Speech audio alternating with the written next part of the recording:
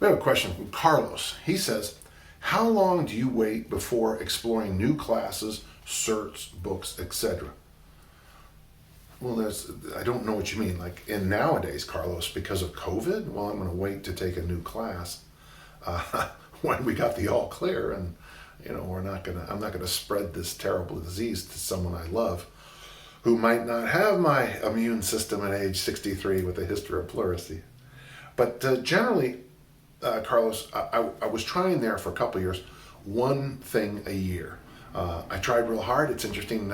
I signed up for the MoveNat workshop, and it got canceled because I was the only registrar. I try real hard to stay ahead. Areas like nutrition and recovery, things I don't know very well. Not that idiotic recovery stuff, Carlos. You invent things, I know in about 15 years I'll be explaining to people what the hell happened at the 2012 Olympics when everybody's wearing duct tape.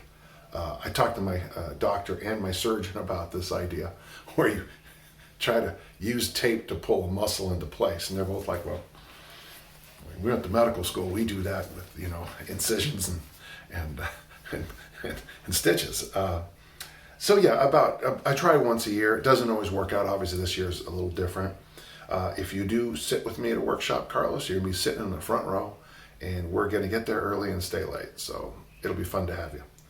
What is your process of taking a class, understanding what you learned, and implementing in your coaching before you learn about something else?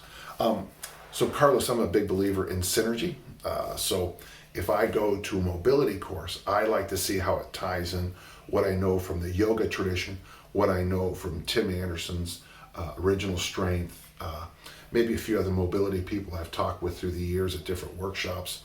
And what I try to do is, the first thing I try to do, Carlos, is okay, what is the big rocks? What is real about, it's Venn diagram work. But by the way, Venn diagram work is really a good thing to do.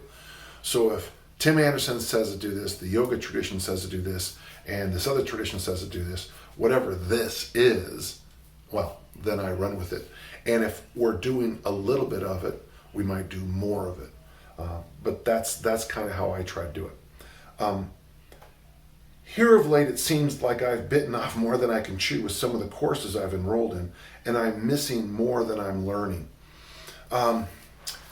Sometimes that's why I believe in this idea of trying to pull out the big rocks, the synergistic things, the things that are, if it's true here and it's true there.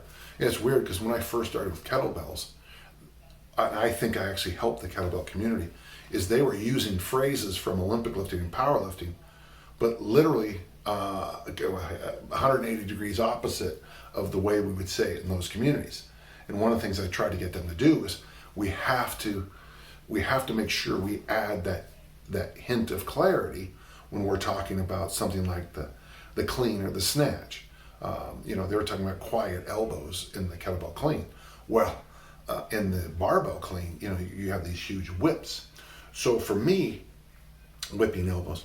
So for me, one of the things that provides clarity for me is I always sit down after every workshop, after every perform better, after everything, in my journal usually, but sometimes in the notebook itself. And then if I write in the notebook, then I have to copy it in my journal. So maybe save one thing. And I just write down anywhere between the 3 and 10 biggest points I heard on the weekend. Very often, it's the points that every single speaker said again and again and again. Sometimes I've gone to a workshop and just been completely illuminated. I thought Charles Staley's boot camp down there was 2003 in Las Vegas. Every single speaker kept coming around this same house. And what's funny is that I felt like in the middle of that was people like me. And that's when I really got a chance to learn more.